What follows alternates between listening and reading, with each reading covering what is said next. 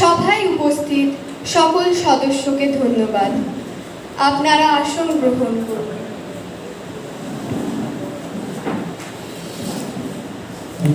আজকের সভার কাজ শুরু করা হোক। আজ 12ই সেপ্টেম্বর 2022 সোমবার সভায় বেসরকারি পর্বের বর্ষাকালীন অধিবেশন সূচনার পূর্বে নবনির্বাচিত সদস্যার শপথ গ্রহণ পর্ব সম্পন্ন হবে। অত্যন্ত আনন্দের বিষয়, আজ ঝালদার 2 নম্বর ব্লকের উপনির্বাচনে নির্বাচিত বিধায়ক হিসেবে তিনি আজ শপথ গ্রহণ করবেন। ধন্যবাদ মাননীয় অধ্যক্ষ মহাশয়া।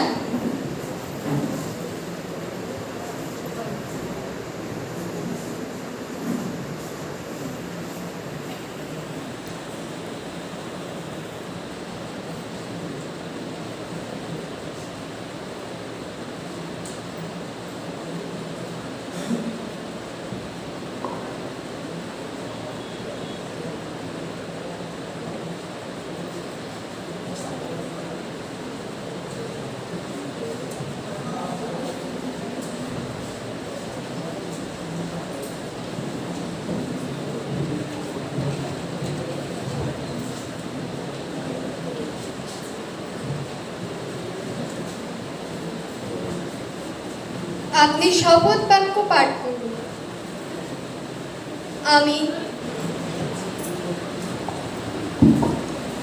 আমি কাসপিনা খাতুন ঈশ্বরের নামে শপথ করিতেছি, নিষ্ঠার সহিত প্রতিজ্ঞা করিতেছি যে আমি বিধি দ্বারা প্রতিষ্ঠিত ভারতের সংবিধানের প্রতি প্রকৃত বিশ্বাস ও আনুগত্য পোষণ করিব। আমি ভারতের সার্বভৌমত্ব ও সংহতি রক্ষা করিয়া চলিব এবং যে কর্তব্যভার আমি গ্রহণ করিতে চলিয়াছি তাহা বিশ্বস্তভাবে নির্বাহ করিব।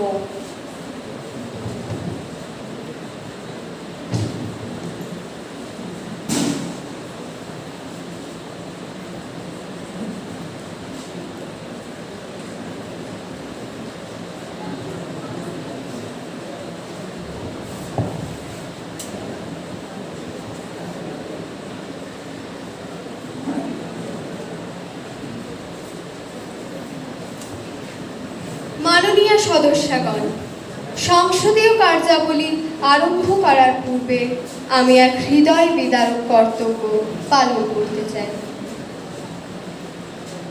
ভারতীয় সঙ্গীত জগতের কিংবদন্তি গায়িকা নির্মলা মিশ্রের গত 30শে জুলাই 2022 শনিবার রাত 12:02 হৃদরোগে আক্রান্ত হয়ে জীবনাবসান ঘটে। মৃত্যুর সময় তার বয়স ছিল 81 বছর।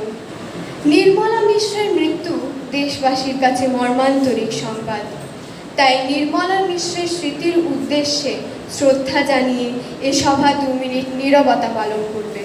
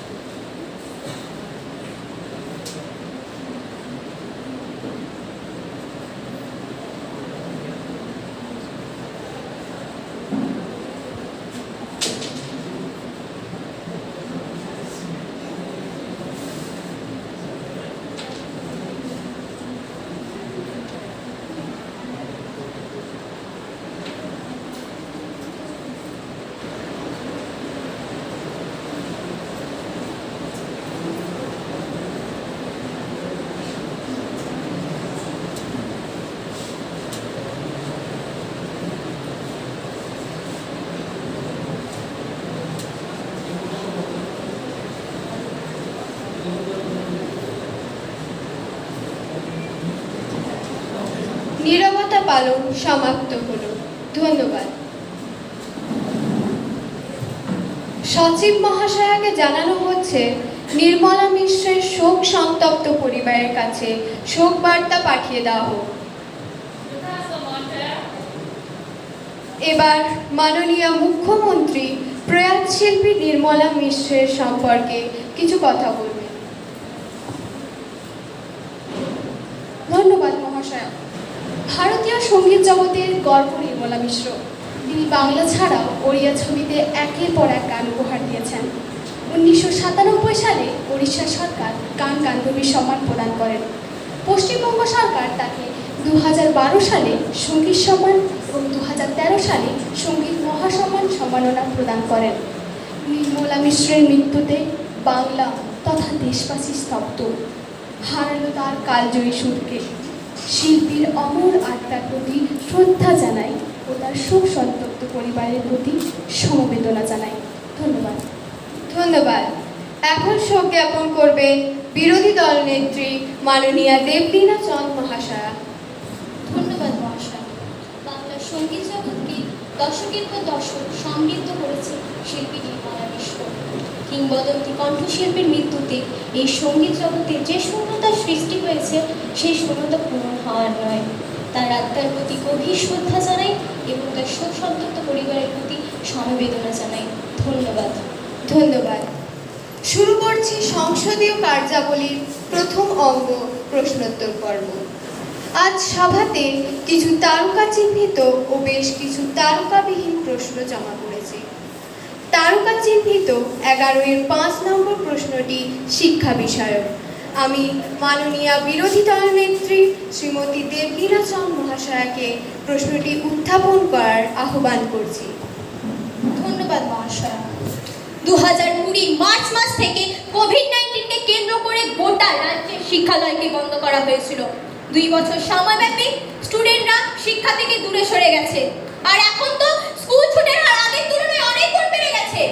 কিন্তু তামিলনাড়ু সহ বেশ কিছু রাজ্যে বিকল্প ব্যবস্থার মাধ্যমে শিক্ষাদানের গতি হয়েছিল। মহাশয়া, আমার প্রশ্ন হলো, আমাদের জনকল্যাণকামী সরকার কেন ক্লাসরুমের সংখ্যা বাড়িয়ে বিকল্প শিক্ষা তাদের জন্য আমাদের সরকার কি ব্যবস্থা নিল? ধন্যবাদ। ধন্যবাদ। আমি মাননীয় ভারপ্রাপ্ত তথা শিক্ষামন্ত্রীকে অনুরোধ করছি যথাযথ উত্তর প্রদানের জন্য। ধন্যবাদ মহাশয়া। মহাশয়া, এই রাজ্যের সরকার শিক্ষা সম্পর্কে যথেষ্ট সচেতন। প্রথমেই বলি, এই রাজ্যের শিক্ষাকে দেশজ এবং বিশ্বমানের করার জন্য নিরন্তর গবেষণা চলছে। শিক্ষার পাঠ্যক্রম সিলেবাস যথেষ্ট আধুনিক ও বিজ্ঞানসম্মত করা হয়েছে। শিক্ষায় পুঁথিগত বিদ্যা নয়, সার্বিক মূল্যায়ন অন্তর্ভুক্ত করা হয়েছে। মহাশয়া, আমার বিরোধী বন্ধুর প্রথম প্রশ্নের উত্তরে বলি। প্রথমত, 2020 থেকে 2022 সাল পর্যন্ত কোভিড-19-এর সময়কালে সমস্ত পড়ুয়ারা যাতে অনলাইন ক্লাস করতে পারে তার জন্য মোবাইল ফোনের ব্যবস্থা করা হয়েছে। দ্বিতীয়ত, প্রতিটি জেলায় মোবাইলের খরচ বাবদ 50 কোটি এবং প্রতিটি স্কুলের ছাত্রছাত্রীদের মাথাপিছু 10,000 টাকা বরাদ্দ করা হয়েছে। তৃতীয়ত, ভারপ্রাপ্ত মন্ত্রী মহোদয়কে জানানো হয়েছে যাতে সকল স্কুলের পড়ুয়ারা অনলাইন ক্লাস করতে পারে তার দিকে নজর রাখতে। ধন্যবাদ। মাননীয় অধ্যক্ষ মহাশয়া, মাননীয় শিক্ষামন্ত্রীর কাছে আমার প্রশ্ন হলো, গ্রামীণ সমাজে বসবাসকারী সকল ছাত্রছাত্রীরা অনলাইন ক্লাসে শিক্ষা গ্রহণ করতে পেরেছে কি? আমাদের মন্ত্রী মশাইয়ের তথ্য সবটাই ভিত্তিহীন, কারণ অনলাইন ক্লাসের জন্য বরাদ্দ অর্থ সব ছাত্রছাত্রীকে সমানভাবে পৌঁছায়নি। আপনারা উত্তেজিত হবেন না, শান্ত হন। আপনি বলুন। ধন্যবাদ মহাশয়া। মহাশয়া, গ্রামীণ সমাজে বসবাসকারী পড়ুয়াদের অনলাইন ক্লাসে একটু ব্যাঘাত ঘটেছে তা আমি অবগত, কিন্তু গ্রামীণ সমাজে সর্বত্রই বিদ্যুৎ পরিষেবা ও টাওয়ার সংযোগ যথোপযুক্ত করার জন্য সরকারি নজরে রাখা হয়েছে। আমার বিরোধী বন্ধুর দ্বিতীয় প্রশ্নের উত্তরে বলি। 2022 সেপ্টেম্বরে মাধ্যমিক এবং এইচএস পরীক্ষার সিলেবাস কমিয়ে ছোট করা হয়েছে ছাত্রছাত্রীদের সুবিধার্থে। প্রতিটি ক্লাসে প্রথম পর্যায়ক্রমিক মূল্যায়নে গত 2 বছরের সিলেবাস থেকে ইম্পর্টেন্ট কিছু বিষয় নিয়ে শিক্ষকদের শিক্ষাদানের নির্দেশিকা জারি করা হয়েছে। সেদিকে মনে হয় আমার বিরোধী বন্ধুর নজর ছিল না। মহাশয়া, যথোপযুক্ত প্রমাণ ছাড়া ভিত্তিহীন বলাটা অনুচিত বলে মনে করি। আমাদের কাছে এর সব প্রমাণ আছে। হ্যাঁ হ্যাঁ হ্যাঁ, শান্ত হন, শান্ত হন। পরবর্তী তারকাযুক্ত প্রশ্ন 6-এর খ, যেটি কৃষি বিষয়ক। আমি প্রশ্নকর্তা বিরোধী দলের সদস্যা মাননীয়া মধুশ্রী নন্দী মহাশয়াকে প্রশ্নটি উত্থাপন করার অনুরোধ করছি। ধন্যবাদ অধ্যক্ষ মহাশয়া। এই রাজ্যে কৃষকদের বেহাল অবস্থা। কোনো বছর অনাবৃষ্টি, কোনো বছর অতিবৃষ্টি। গত বছর 24 পরগনা, মেদিনীপুর, ঘাটাল সহ বিভিন্ন জেলাতে অতিবৃষ্টির জলোচ্ছ্বাস। সেই সঙ্গে গুলাবের তাণ্ডব কৃষি ব্যবস্থাকে এক ধ্বংসের মুখে ঠেলে দিয়েছে। এবছর আবার সময় অতিক্রান্ত বৃষ্টিপাতকে কেন্দ্র করে পুরুলিয়া জেলা সহ বিভিন্ন জেলাতে অতিবৃষ্টির জলোচ্ছ্বাস। আপনি আপনার বক্তব্য সংক্ষিপ্ত করুন। মাননীয় অধ্যক্ষ মহাশয়, আমার প্রশ্ন হলো, বর্তমান সরকার এই বিষয়ে কতটা অবগত, আর ক্ষতিকর চাষীদের সরকার কি কি পদক্ষেপ গ্রহণ করেছে? আপনি বসুন, আমি মাননীয় ভারপ্রাপ্ত তথা কৃষিমন্ত্রীকে এ বিষয়ে আলোকপাত করার জন্য অনুরোধ করছি। ধন্যবাদ অধ্যক্ষ মহাশয়া। মহাশয়া, আমার বিরোধী বন্ধুর প্রশ্নের উত্তরে প্রথমেই বলি, এ রাজ্যের সরকার কৃষি বান্ধব। প্রথমত, ক্ষতিগ্রস্ত এলাকাতে বিঘা প্রতি 5,000 টাকা বরাদ্দ করা হয়েছে। দ্বিতীয়ত, জল নিকাশি ব্যবস্থা দ্রুত সম্পন্ন করার লক্ষ্যে সেচ ব্যবস্থার উন্নয়ন ও খাল খনন করার নির্দেশিকা জারি করা হয়েছে। তৃতীয়ত, মেদিনীপুর, 24 পরগনা, ঘাটাল সহ প্রতিটি ব্লকে ইতিমধ্যে 50 কোটি টাকা বরাদ্দ করা হয়েছে এবং ক্ষতিগ্রস্ত চাষীদের তালিকা নথিভুক্ত করার নির্দেশিকা জারি করা হয়েছে। ধন্যবাদ। আপনার কি কোনো প্রশ্ন আছে? হ্যাঁ অধ্যক্ষ মহাশয়া। অনুমতি প্রদান করুন। ধন্যবাদ অধ্যক্ষ মহাশয়া। অন্ধ্রপ্রদেশে মাত্র 700 ml বৃষ্টিপাত হয়, অথচ এ রাজ্যের তুলনায় কৃষিতে ব্যাপক উন্নতি স্থাপন করেছে। এ রাজ্যে সে বিষয়ে পিছিয়ে কেন? আপনি বসুন। মাননীয় মন্ত্রী মহাশয়া, বিরোধী সদস্যের অতিরিক্ত প্রশ্নে আপনি কি জবাব দেবেন? মাননীয় অধ্যক্ষ মহাশয়া, সরকার এই বিষয়ে যথেষ্ট সচেতন। জল সংকট চিহ্নিত এলাকাগুলিতে ইতিমধ্যে মানচিত্র সহকারে জল সংকট মোচনের নতুন প্রকল্পের কাজ শুরু হয়ে গিয়েছে।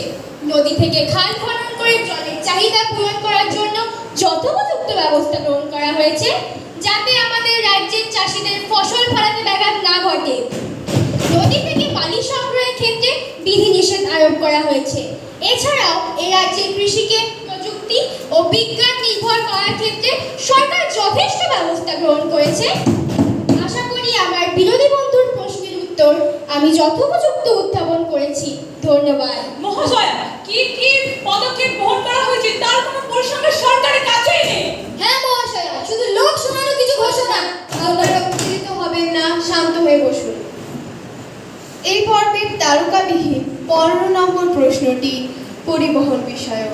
প্রশ্নটি উল্লেখ করবেন বিরোধী দলের সদস্যা মাননীয়া কোয়েল দাস মহাশয়া। ধন্যবাদ মাননীয় অধ্যক্ষ মহাশয়। অন্ধ্রপ্রদেশ, বিহার, তামিলনাড়ু প্রতিটি রাজ্যে সর্বত্রই অনবরত রোগ চালু থাকায় পথ দুর্ঘটনা প্রায় হয় না বললেই চলে। অন্যদিকে পথচারীদের হাঁটার জন্য নির্দিষ্ট ফুটপাত তৈরি করা হয়েছে। সর্বত্রই ট্রাফিক আইন বলবৎ থাকায় গাড়ি আরোহীরা হেলমেট পরিধান ও অন্যান্য ট্রাফিক আইন মেনে চলায় পথ দুর্ঘটনাজনিত মৃত্যুর সংখ্যা অনেকটাই কম। আপনি যথাযথ প্রশ্ন করুন। মহাশয়, আমার প্রশ্ন হলো, প্রথমত এ রাজ্যের সড়কপথ উন্নয়নের লক্ষ্যে সরকার কি কি পদক্ষেপ গ্রহণ করেছেন? দ্বিতীয়ত, পেট্রোল ডিজেলের দাম সাধারণ মানুষের ক্রয় ক্ষমতার বাইরে চলে যাচ্ছে, এ রাজ্যের সরকার তা নিয়ে কি ভাবছেন? তৃতীয়ত, সরকারি নির্দেশিকা জারি হওয়ার পরেও এই রাজ্যের গ্রামীণ রাস্তাগুলি এখনো কেন সর্বোচ্চ ঢালাই রাস্তা করা সম্ভব হয়নি? আর রাস্তা সংস্কার তা তো হয় না বললেই চলে। মহাশয়া, আমার আবেদন, এ রাজ্যের সর্বত্রই ট্রাফিক আইন বলবৎ করা হোক। তাহলে গাড়ির চালকেরা সচেতন হবে এবং দুর্ঘটনাজনিত মৃত্যুর হার কমবে, অন্যদিকে যানজটও কমবে। ধন্যবাদ। ধন্যবাদ। এই বিষয়ে আলোকপাত করার জন্য মাননীয় পরিবহন মন্ত্রীকে অনুরোধ করছি। ধন্যবাদ মাননীয় অধ্যক্ষ মহাশয়া।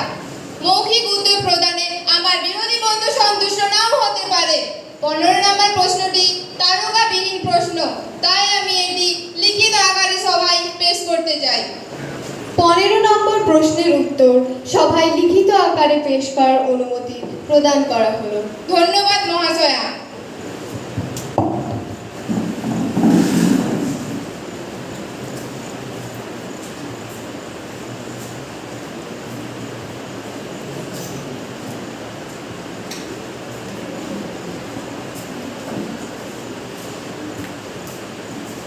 সভার পরবর্তী কর্মসূচি দৃষ্টি আকর্ষণী প্রস্তাব।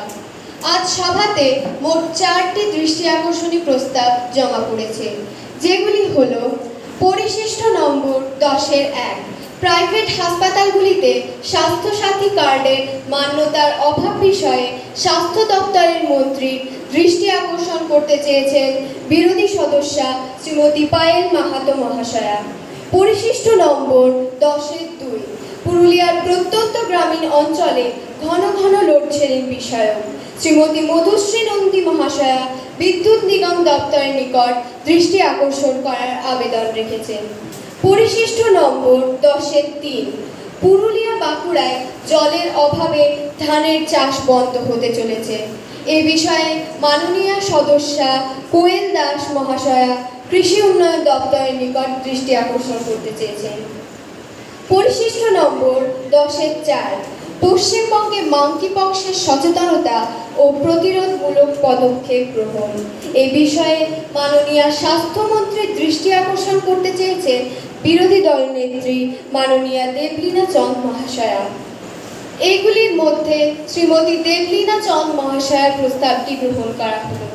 প্রস্তাবটি হলো মাঙ্কি পক্সের স্বাস্থ্য ট্রপিক্যাল মেডিসিন ও আইসোলেশন বেড রাখতে নির্দেশ দেওয়া হয়েছে। ধন্যবাদ। ধন্যবাদ। সভার পরবর্তী কর্মসূচি উল্লেখ পর্ব। এই পর্বে বিধানসভার সদস্যগণ রাজ্যের স্বার্থ ও সংশ্লিষ্ট বিষয়ে স্বল্প বক্তব্য রাখবেন।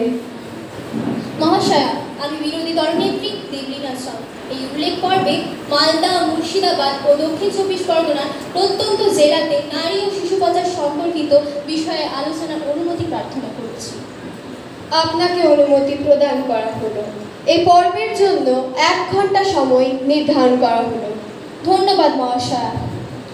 অধ্যক্ষ মহাশয়া, অতি সম্প্রতি সমীক্ষার চাঞ্চল্যকর রিপোর্টে জানা গেছে গোটা ভারতের মধ্যে নারী ও শিশু পাচারের ক্ষেত্রে সংযোগের কাজ করছে এই পশ্চিমবঙ্গ, আর অন্যদিকে দক্ষিণ 24 পরগনার মধুসূদনপুর গ্রামের প্রতি দ্বিতীয় অথবা তৃতীয় বাড়ির খরচ চলছে পাচার হয়ে যাওয়া 10 থেকে 15 বছরের কিশোরী রোজগার থেকে। আমাদের জনগণের বাম পার্টির সরকার এ বিষয়ে কতখানি অবগত? ধন্যবাদ। ধন্যবাদ। নারী ও শিশু কল্যাণ দপ্তর তথা মুখ্যমন্ত্রীকে এই বিষয়ে আলোকপাত করার জন্য অনুরোধ করছি। তবে আপনি চাইলে লিখিত উত্তর প্রদান করতে পারেন। ধন্যবাদ মহাশয়। বাংলা মায়ের সন্তান আমারই সন্তান, তাই আমি থাকতে তাদের কোনো ক্ষতি হতে দেব না। এই রাজ্যের সরকার কতখানি অবগত আর কি কি পদক্ষেপ গ্রহণ করেছে তা আমি যথাসময়ে লিখিত আকারে সভায় পেশ করব। ধন্যবাদ। ধন্যবাদ। মাননীয় অধ্যক্ষ মহাশয়া, আমি কাশপিনা খাতুন উল্লেখ পর্বে রাজ্যের করোনা সংক্রমণ বিষয়ে আলোচনার অনুমতি প্রার্থনা করছি।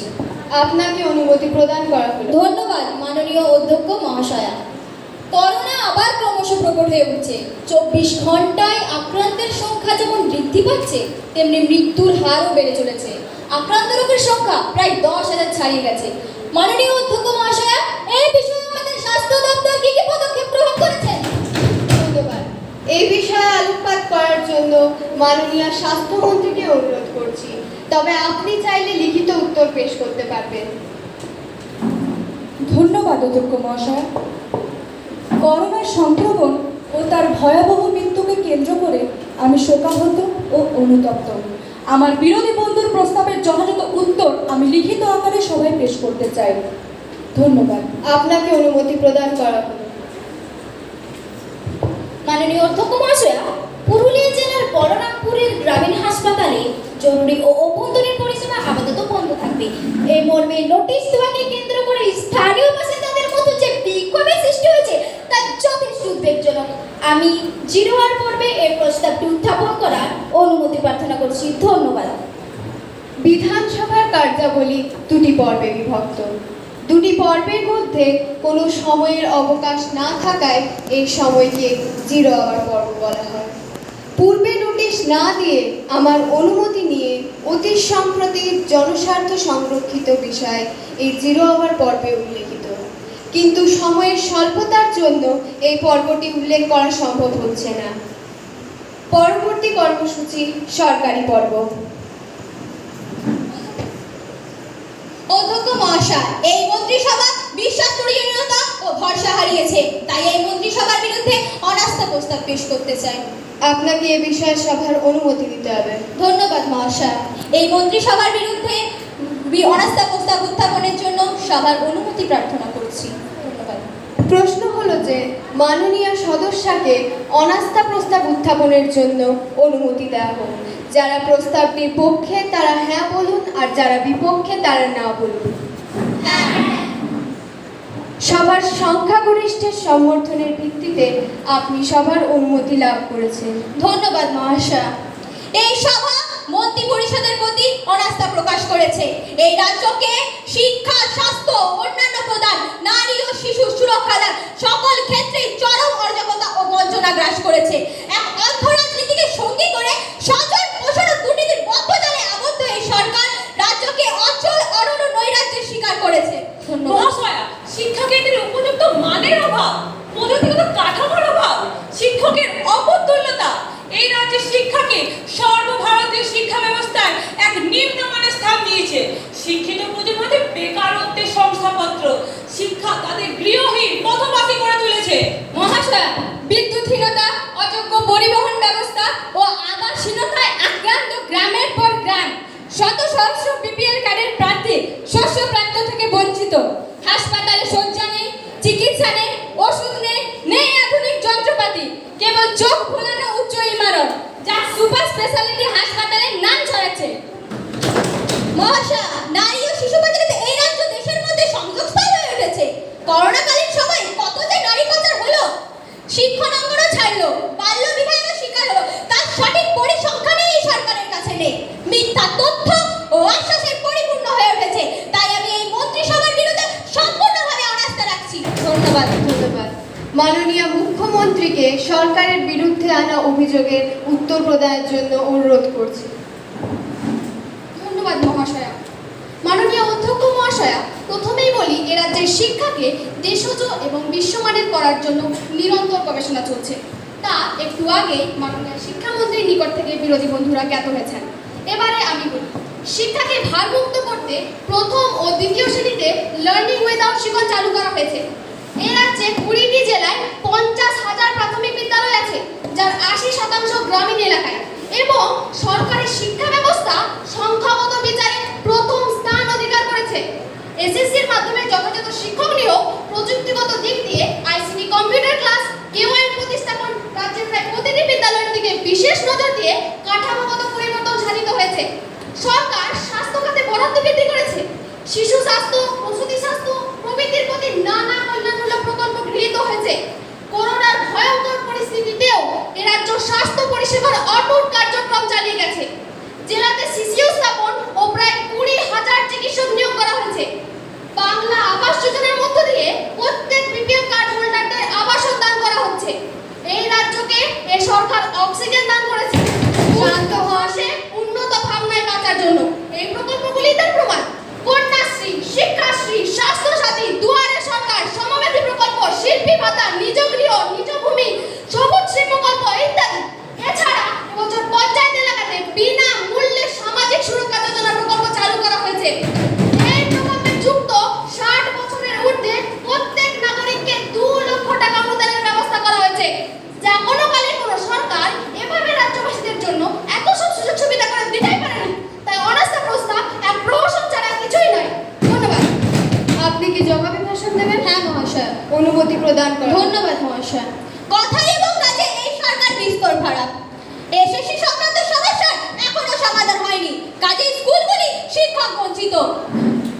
শিক্ষক ভারমুক্ত পাঠ্যক্রমের নামে একটি মাত্র বই তৈরি করে প্রাথমিক এবং দ্বিতীয় শ্রেণীর শিক্ষককে তলানি চালান নীরব দর্শক। হাজারটা প্রকল্পের নামে কোটি কোটি অর্থ নয় করা হচ্ছে, কিন্তু কার্যকরী ফল কিছুই হচ্ছে না। এই রাজ্যে শিল্প কোথায়? কয়েকটি আয়রন কারখানা, বিড়ি শিল্পই দিচ্ছে শিল্পের পরিচয়। মদের ছেয়ে গেছে গোটা বিশ্ব বাংলা। এই সরকার অনুপযুক্ত অসহায় করেছে রাজ্যবাসীকে, টেনে নিয়ে গেছে 75টা বছর পিছনে। ধন্যবাদ। ধন্যবাদ। এখন প্রশ্ন হলো, অনাস্থা প্রস্তাবের পক্ষে যারা তারা হ্যাঁ বলুন, আর যারা বিপক্ষে তারা না বলুন। এই সভার অধিকাংশ অনাস্থা প্রস্তাব সমর্থন করেনি। তাই তা ধ্বনি ভোটে খারিজ করা হলো।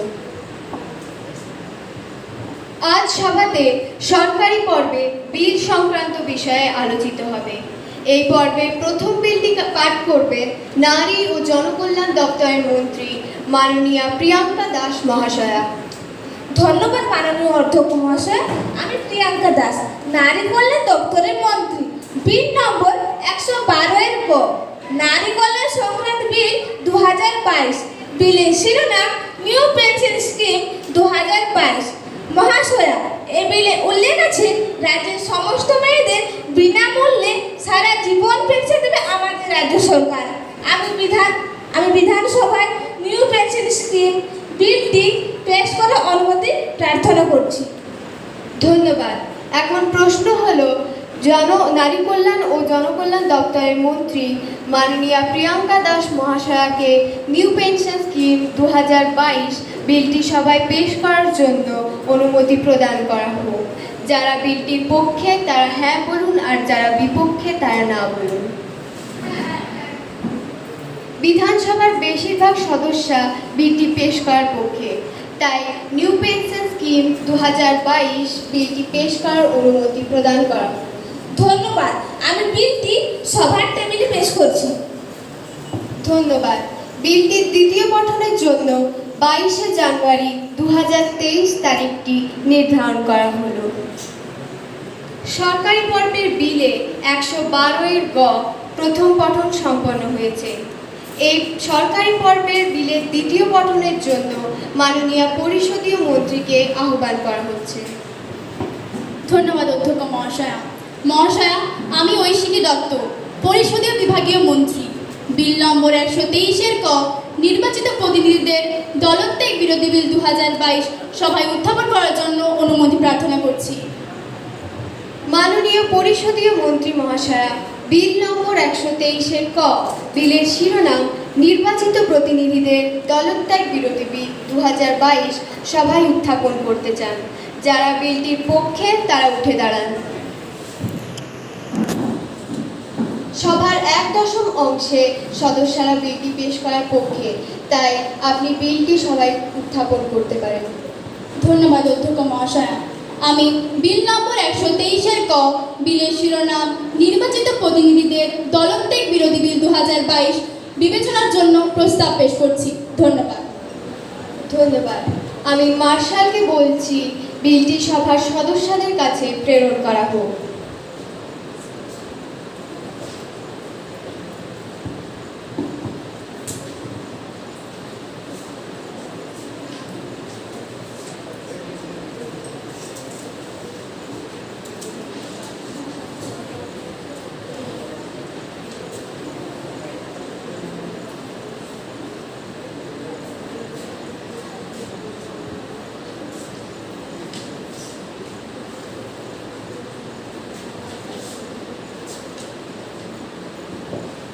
বিল নম্বর 123 ক, বিলের শিরোনাম নির্বাচিত প্রতিনিধিদের দলত্যাগ বিরোধী বিল 2022 সভায় উপস্থিত প্রত্যেক সদস্যকে এই বিষয়ে আলোকপাত করার জন্য অনুমতি প্রদান করা হলো। প্রথমে মাননীয় পরিষদীয় মন্ত্রী মহাশয়াকে বিল সংক্রান্ত তথ্য তুলে ধরার অনুমতি প্রদান করা হলো। ধন্যবাদ অধ্যক্ষ মহাশয়া। ভারতবর্ষ এক অন্যতম বৃহত্তম গণতান্ত্রিক রাষ্ট্র, অথচ এই ধরনের কার্যকলাপে জনসাধারণ নির্বাচনের ওপর আস্থা হারিয়ে যাচ্ছে। ভোটদানের মৌলিক অধিকারকে অবমাননা করা হচ্ছে। মহাশয়া, একই সময় একজন নির্বাচিত প্রতিনিধি কিভাবে দুই দলের সদস্য হতে পারেন? কি করে একজন নির্বাচিত প্রতিনিধি অবৈধ দলত্যাগ করে সকল দায় দায়িত্বকে অস্বীকার করেন? আইপিসি 161 এর ধারা অনুযায়ী এটি অপরাধ হওয়া উচিত। ধন্যবাদ। মহাশয়া, 1950 সালে গৃহীত ভারতীয় সংবিধানে উল্লেখিত স্বাধীন সত্তা নাগরিকের মৌলিক অধিকার। সেই অধিকার বলে একজন প্রতিনিধি জনকল্যাণার্থে প্রয়োজন অনুসারে দলত্যাগ করাটা কোনো অপরাধমূলক কাজ নয়। ধন্যবাদ। মাননীয় অধ্যক্ষ মহাশয়, 123 ক, নির্বাচিত প্রতিনিধিদের বিরোধী বিল দলত্যাগ বিরোধী বিল 2022 এটি পাশ হলে জনগণ গণতন্ত্রের প্রতি আস্থা হারাবে, মানবিক অধিকার বিনষ্ট করা হবে। তাই আমি এই বিলের বিরোধিতা করছি। বিলটি বিবেচনার জন্য সিলেক্ট কমিটির নিকটে পাঠানো হোক। ধন্যবাদ। ধন্যবাদ। মাননীয় মন্ত্রী মহাশয়, এ বিষয়ে আপনার কোনো মতামত আছে? হ্যাঁ মহাশয়া, অনুমতি প্রদান করা হলো। ধন্যবাদ অধ্যক্ষ মহাশয়া। নির্বাচন প্রক্রিয়া সম্পন্ন করতে যে বিপুল অর্থ ব্যয় হচ্ছে তার প্রতি কোনো দায়বদ্ধতা থাকছে না দলত্যাগী নির্বাচনী প্রতিনিধি।